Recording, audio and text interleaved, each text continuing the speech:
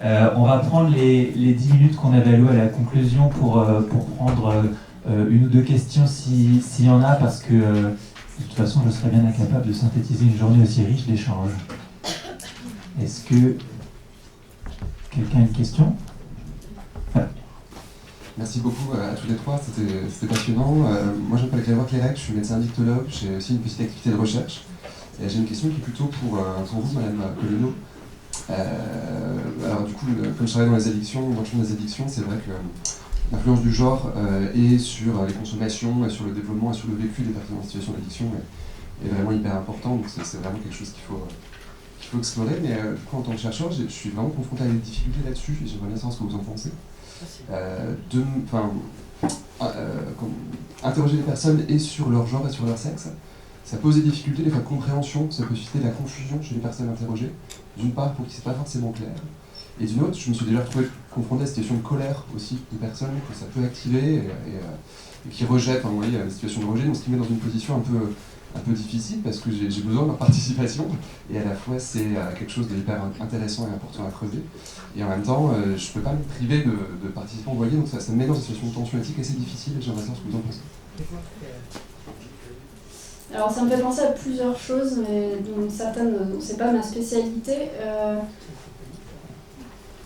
En fait, moi je fais de l'analyse de données, donc du coup, souvent en fait ce que j'ai c'est le sexe administratif, donc le sexe de l'assurance maladie par exemple, ou le sexe déclaré.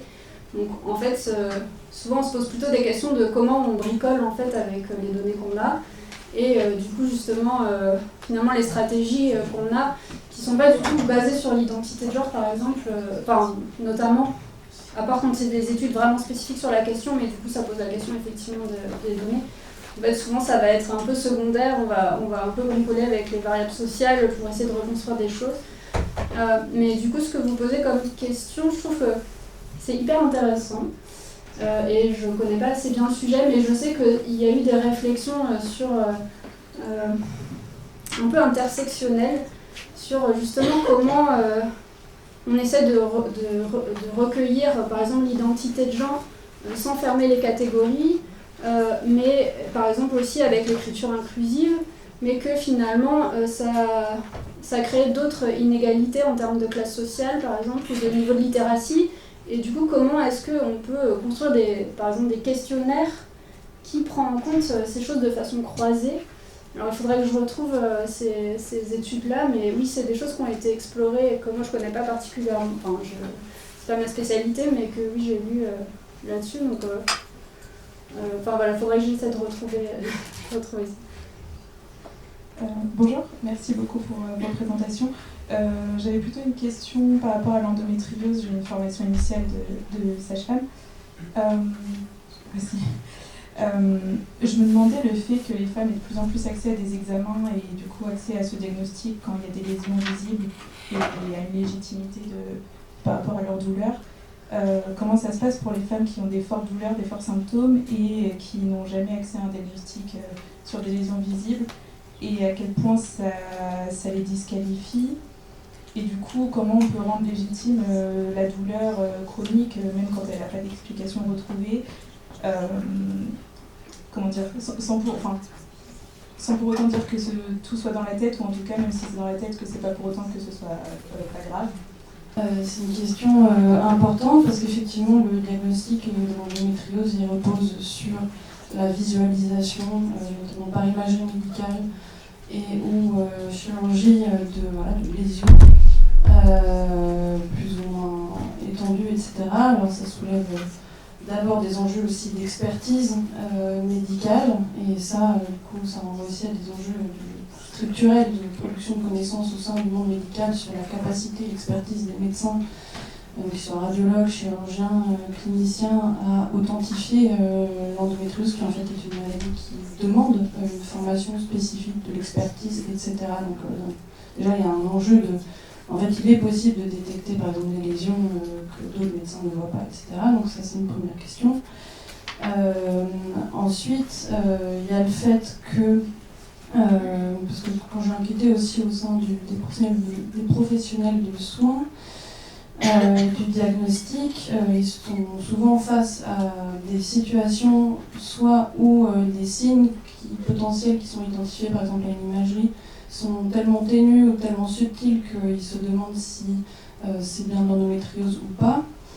Et que ça les met un peu dans des situations que eux vivent comme étant inconfortables parce qu'ils sont souvent réticents, en tout cas une partie d'entre eux sont réticents à poser une étiquette. Enfin, il y a aussi une réflexion en fait qui renvoie des enjeux d'éthique de la santé pour eux, je pense, de poser une étiquette diagnostique à des femmes dont ils ne sont pas certains que ce soit bien l'endométriose dont elles souffrent.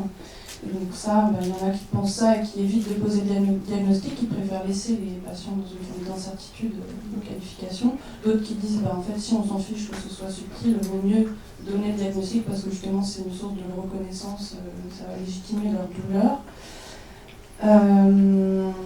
Et en fait, dans votre question, du coup, il y a qu'est-ce qu'on fait de ces femmes, soit qui ne sont pas diagnostiquées ou qui sont dans ce no man's land, un peu no man's land diagnostic, parce que l'enjeu justement c'est pas que celui du diagnostic, c'est celui de la prise en charge de ces personnes. Et donc, justement, c'est le problème aujourd'hui, en fait, c'est que les médecins, en tout cas dans la médecine classique, conventionnelle, telle qu'elle est organisée, ne savent pas prendre en charge les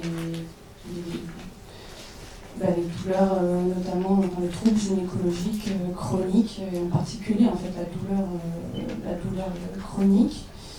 Donc c'est principalement ça qui les met en échec. Et ça en fait, ça touche aussi bien en fait des femmes qui sont pas diagnostiquées d'une endométriose et qui souffrent de ces symptômes-là. Mais ça touche aussi des femmes qui ont une étiquette endométriose, mais où justement il y a cet enjeu de localisation des lésions, de visualisation, et que quand il y a une sorte de décalage que les médecins voient entre les lésions justement quand elles sont petites et la profusion de symptômes pourtant qui les accompagnent, ils vont avoir tendance à décorréler, à dire en fait il y a une part de vos symptômes qui n'est pas due à l'endométriose, c'est autre chose, ou en tout cas c'est un syndrome douloureux autre. Et en tout cas je pense que c'est l'enjeu principal de la prise en charge aujourd'hui. Du coup la solution n'est pas que hormonale et chirurgicale clairement, et que je ne sais pas laquelle elle est en tout cas, mais moi ce que j'ai pu observer c'est une forme que les médecins, en particulier les gynécologues, sont démunis face à ces situations-là. Et donc ça touche après toute la question du recours aux thérapies complémentaires et alternatives. Donc souvent les femmes en fait, elles-mêmes se tournent vers ces thérapies-là.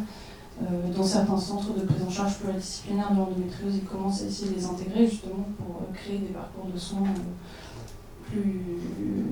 davantage d'une palette d'options bien plus développée, mais c'est pas encore très développé sur le territoire. Puis il y a tout cet enjeu évidemment de remboursement, etc. de ces pratiques-là. Merci beaucoup, c'était pour une question pour Hélène Colino. Je voulais revenir, merci beaucoup pour votre présentation, je l'ai trouvée vraiment très intéressante, et je voulais revenir sur votre idée de mesurer le genre pour essayer de différencier un peu du sexe, etc. Mais je me demandais aussi, parce que ça n'a l'air d'être pas une mince affaire non plus de faire ça, et je me demandais aussi dans quelle mesure vous ne pourriez pas avoir, si on en est à faire un questionnaire, etc., pour mesurer le genre, on pourrait aussi mesurer de façon plus précise le sexe, parce que, par exemple, pour le cas des personnes trans, on a l'impression que qu'il y a une identité de genre, etc., qui est différente du sexe assigné, mais aussi, souvent, on néglige le fait que pour les personnes qui ont commencé un traitement hormonal, par exemple, mais en tout cas, qui ont médicalisé leur transition, sous différents aspects, en fait, c'est le sexe en lui-même qui peut changer, y compris des aspects entiers du morphisme sexuel dont vous parlez. Typiquement, une femme trans qui prend des hormones aura par exemple le même risque de cancer du sein, donc là plutôt à considérer dans le sexe de destination en quelque sorte. Mais pour d'autres aspects médicaux, typiquement les hommes trans qui gardent un utérus, etc. Et du coup, je me demande si c'est pas finalement plus simple, pour garder une définition, on va dire, pertinente médicalement, d'interroger cette dimension de changement du sexe, en fait, dans différentes composantes possibles ou non, quoi. Voilà. Ça montre la complexité en fait de la question. Il y a une approche en fait que je trouve, enfin, un article que je trouve hyper intéressant qui a été écrit par une américaine, Sarah Richardson, qui s'appelle Sex Contextualism, en fait qui propose finalement que ça dépend toujours de la question qu'on pose et que en fait la définition elle n'est pas une fois pour toutes en fait et on peut pas non plus considérer que c'est évident de juste dire on mesure le sexe, on mesure le genre, enfin, que du coup en fait on se doit en fait de préciser à chaque fois ce qu'on entend par là et effectivement même quand on parle de sexe moi par exemple c'est pour ça que je parle tout le temps de catégorie de sexe, c'est pour moi en fait ce que j'explore c'est pas le dimorphisme sexuel, c'est ce que fait la catégorisation. Donc en fait à chaque fois c'est de quoi on parle en fait effectivement quand on utilise le terme sexe souvent en fait ça englobe tout mais on ne sait pas vraiment quoi et donc en fait effectivement quand on étudie un objet médical et qu'on met une catégorie de sexe, en fait on parle de quoi? Quelles sont nos hypothèses derrière? Est-ce qu'on pense effectivement que c'est un rôle des hormones ou je sais pas, du développement intra-utérin, j'en sais rien. Et du coup, en fonction de ça, comment est-ce qu'on construit notre variable pour aller chercher ce qui nous intéresse effectivement. Mais qu'en fait, on ne peut pas donner une réponse. En fait, ça n'aurait pas forcément de sens de dire aller recueillir toutes ces variables à chaque fois parce que c'est ça le sexe, c'est ça le genre en fait. C'est forcément à chaque fois en fonction de la question.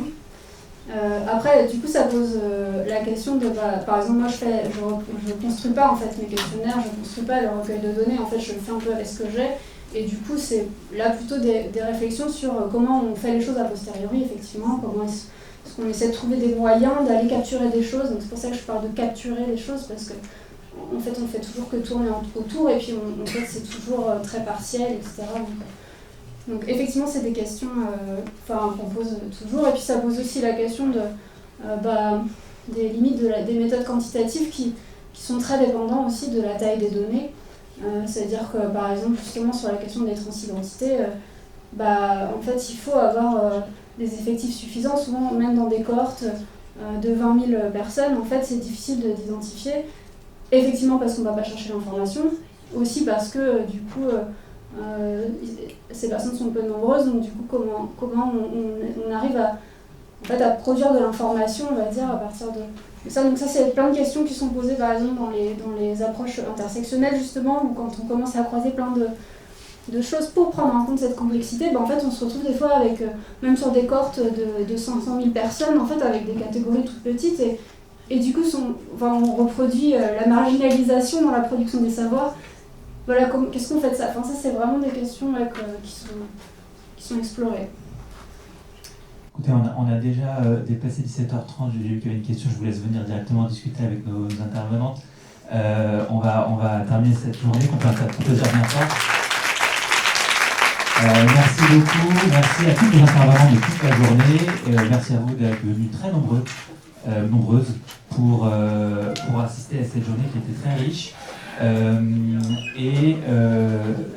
En principe, la journée sera disponible sur le YouTube de l'Espace Éthique. Je dis bien en principe parce qu'on a sauté et on a oublié de demander l'autorisation à tout le monde. Donc si les intervenantes sont d'accord, on les mettra en ligne, et puis sinon, vous avez bien fait d'être là aujourd'hui en présence. Merci beaucoup et bon week-end.